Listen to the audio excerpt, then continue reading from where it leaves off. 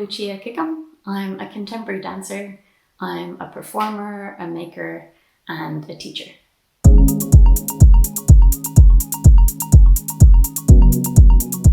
I am originally from Enniscorthy in County Wexford, and I'm now based in Dublin. I started dancing as a kid and then professionally started full-time training in Dublin, and then went on to complete my degree in the Netherlands. And the work that I normally do is for new contemporary dance pieces. So based in the dance studio and then to be performed in a few different types of venues, but mainly like theatre pieces would be my primary type of work. So yeah, lockdown for a dancer is kind of strange because we're so used to working in the studio and working together.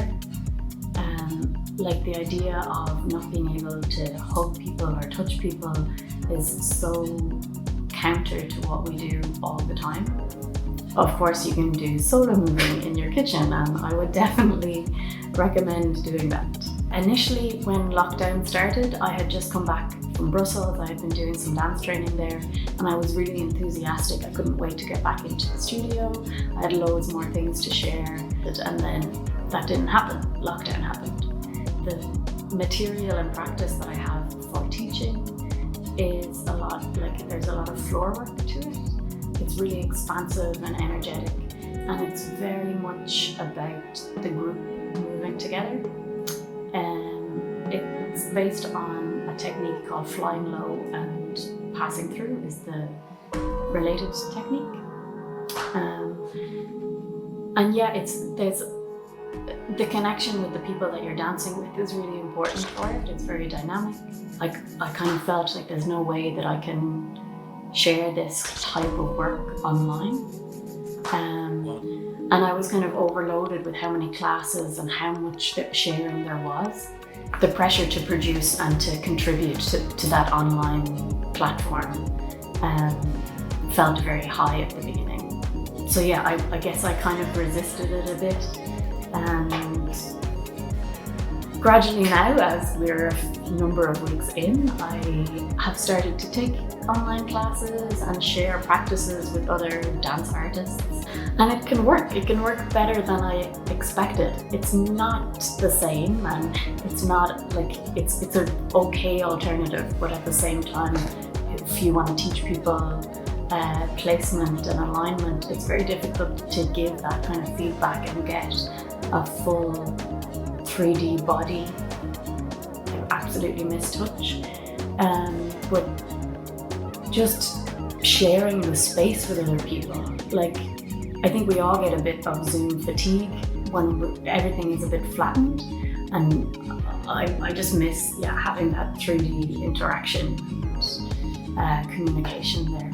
I'm associate artist with Liz Roach Company. The Liz Roach Company had the idea to create a blog, and they invited 5 dancers who work with the company to contribute to the blog. And basically it was a place that we could share what we were going through as, it sounds like therapy, so as dancing bodies who are used to being active and being together and creating, this was a place that we could share like what it was to be still and how we were finding that process, I guess, that it wasn't about producing, it's about sharing something on the blog, but not like having to produce a piece of work. Somehow share the sensations and the lack of physicality or loss of physicality. I guess talking about that, the process, the grief of losing the dancing, being together dancing. The first one that I did was called The Curve, and it was kind of a visual. I didn't think of it as a poem, but people are referred to it as a poem, so like a visually constructed piece of text. And it started as just listing all the things that I was missing. yeah, the touch, the weight, the connection, the dialogue, the sharing of ideas, the sharing, physical sharing, and just being in the same space. So I started to write down all of those things that I was missing. And because the curve was such a prominent idea at the time, well, it still is, I guess, this idea of flattening the curve, and the different lengths of the words became, I suppose they kind of just showed themselves as possibly forming some kind of visual structure. The second installment, I think, was slightly more conversational in tone. I suppose I wanted a way to, as a dancer, to maybe share something about what I was going through physically, but also maybe something that could help other people. Because as humans and as bodies, we're used to moving, and sometimes we're not necessarily sure how to get rid of excess tension. And I suppose we're going through this trauma at the moment that there's a lot of anxiety and tension to do with it. I shake a lot in my practice. Like in the dance studio, I come in and often we would have our own warm-up time before we start whatever the rehearsal is. So the shaking that I do comes from Qigong, and it's your feet are flat on the floor and you're giving your weight in through, like balancing through both feet and just allowing the knees to bend, the hips to relax, and everything just to kind of bounce. So I had already been doing this practice before lockdown, and it was something that I found changed quite a bit during this COVID-19 time.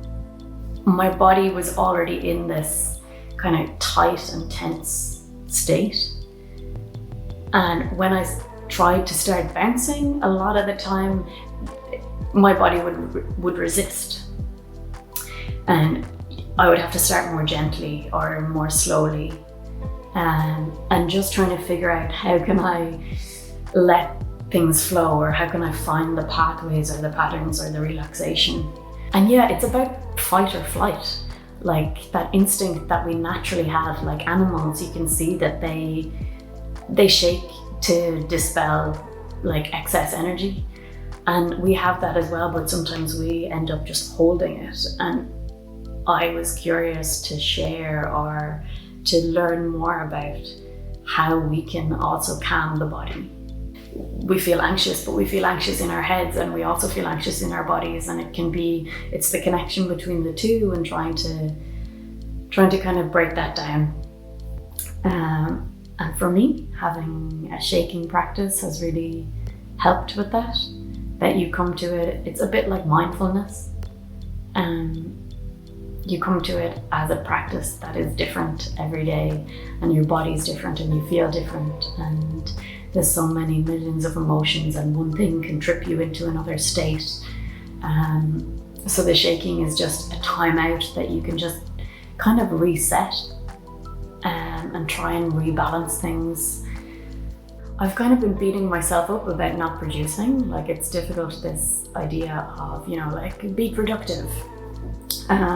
But I've been gardening a lot, I've been baking quite a lot, chocolate cake and banana bread and porridge bread, and yeah, definitely improving my skills in the kitchen.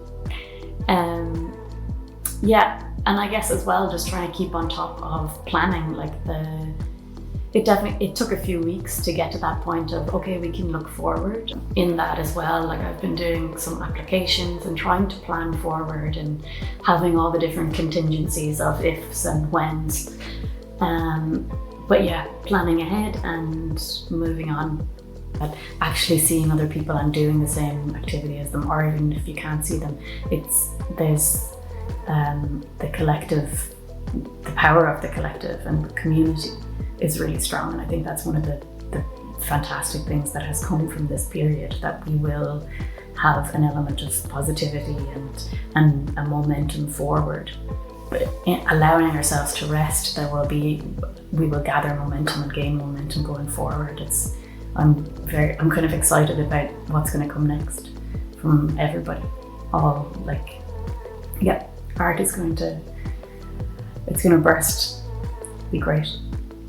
As dancers, we definitely are ready, and we can't wait to get back in to dance. Another thing that I've been doing during lockdown is postponing my wedding. So that was supposed to be in July 2020, and now it's July 2021. Yeah, there are things that could be so much worse. So I'm just happy that we've been able to rearrange everything, and that, keeping people healthy and safe is the most important